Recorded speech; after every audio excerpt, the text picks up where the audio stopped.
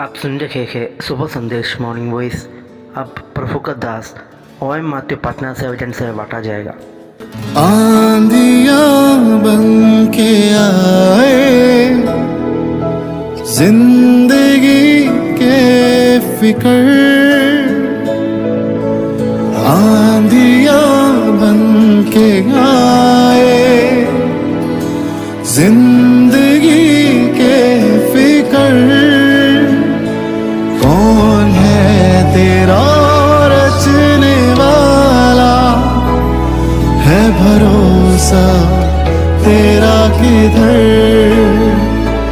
कौन है तेरा रचने वाला, है भरोसा तेरा किधर? गिन गिन के स्तुति करो, बेशुमार उसके दानों के लिए। अब तक उसने संभाला हमें, अपनी बाहों में लिए हुए। परमेश्वर के नाम की स्तुति हो। आज का मनन के लिए पहला यूहन्ना इसका 3 अध्याय 5 और 9 पद पढ़ना चाहता हूँ। पहला यूहन्ना 3 अध्याय इसका 5वां पद।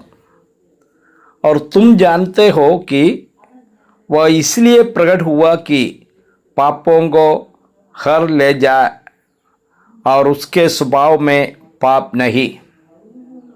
9वां पद, जो कोई पाप से 8वां पद, जो कोई पाप करता है वह शैतान की ओर से है, क्योंकि शैतान आरंभ ही से पाप करता आया है। परमेश्वर का पुत्र इसलिए प्रकट हुआ कि शैतान के कामों को नाश करने के लिए। कई लोग ये सवाल हमसे भी पूछा, कई लोगों से जो सुसमाचार प्रचार करते हैं, ये सवाल करते हैं कि क्यों हम यीशु मसीह पर विश्वास करना है। हमें अपना विश्वास है, अपना संस्कृति है, अपना धार्मिक शिक्षा है, धार्मिक गुरु है, हमारा आराधनालय है।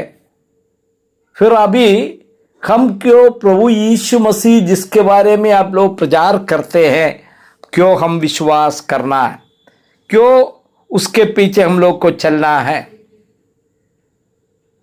जवाब बहुत सरल है। आपका संस्कृति छोड़ने के लिए हम लोग नहीं कहते हैं,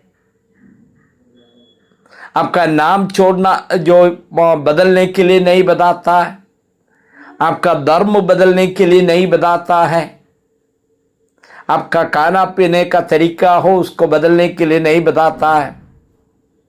एक बात बाइबल शिक्षा दे रहा, मनुष्य जन्म से पापी है। आप अंगीकार करें ना करें, हमें मालूम है हमारा देश पाप की ओर बढ़ रहा, बुराई की ओर बढ़ रहा है। कोई बच्चे को झूठ सिखाने का जरूरत नहीं, वो झूठ बोलता है। आजकल छोटे छोटे बच्चे लोग भी बड़े बड़ा जो क्राइम करते हैं। इसका कारण क्या बाइबल बताते? सबने पाप किया, परमेश्वर की महिमा से रहित हो गया। दाऊद की भाषा में कहा जाएंगे तो जब मां का कोख में जन्म लिया है, पाप के साथ जन्म लिया। एक बात अंगीकार करना जरूरी है कि मेरे अंदर में पाप वास करता है। अभी सवाल है, बाइबल इसका एक और बात बताता है, पाप के लिए एक बहुत बड़ा परिणाम है, पाप की मजदूरी मृत्यु है। इस शरीर इस संसार में जीने के लिए बनाया गया। हर एक धार्मिक सिद्धांत वाला ये अंगीकार करते हैं कि आत्मा का कोई मृत्यु नहीं है। अभी सवाल यही है कि मेरी आत्मा, आपकी आत्मा कहाँ जाएगा? उसका केवल जवाब आपको बाइबल देता है। इसलिए बाइबल का अध्ययन करना जरूरी है। बाइबल बताता है मेरी आत्मा जो पाप में जन्म लिया है, उस आत्मा में जो पाप है, उसके लिए मेरा कोई भी कर्मों से और पाप का छुटकारा नहीं, जिसके कारण हम परमेश्वर का राज्य में नहीं जाएगा, बल्कि हम शैतान के राज्य में जाएंगे। महादंड का जग में मेरी आत्मा जाएगा। हर एक व्यक्ति आत्मा का अंगीकार करते हैं। अब शबरीमला में इतना भीड़ देख रहा, कुछ तो उनका आत्मा विवेश कर रहा है वहां जाने के लिए। जितने मंदिर है, तीर्थाटन जो भीड़ की और भीड़ है, अपना आत्मा विवेश कर रहा। लेकिन बाइबल एक बात स्पष्ट बताता है, पाप की मजदूरी मृत्यु है, वो आपसे कभी भी संभव नहीं है। लेकिन एक जवाब बाइबल दे रहा, 3 अध्याय का 5वां पद हम लोग पढ़े, और तुम जानते हो, आप जानते हो कि वो इसलिए प्रकट हुआ। पहले का पदों को अध्ययन करें तभी समझ में आएगा वो कौन है। प्रभु यीशु मसीह है। समय पर कमी में हमें वो नहीं जा रहे। प्रभु यीशु मसीह इसलिए जन्म हुआ। वो किस लिए जन्म लिया? पाप को गर्द ले जाने के लिए, पाप से छुटकारा देने के लिए।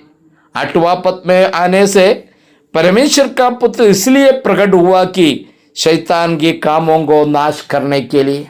यदि आप पाप से छुटकारा पाना चाहते हैं, यदि आप शैतान का कामों से छुटकारा पाना चाहता, आप सचमुच में आत्मा का मुक्ति पाना चाहता, पाप क्षमा पाना चाहता है, तब यीशु मसीह के पास आइए।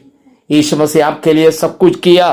केवल विश्वास करे, प्रभु यीशु को अपना उद्धारकर्ता के रूप में स्वीकार करे, आपका जीवन बदल जाएगा, आपका जीवन धन्य हो जाएगा। प्रभु आप सबको सहायता करे। आमीन।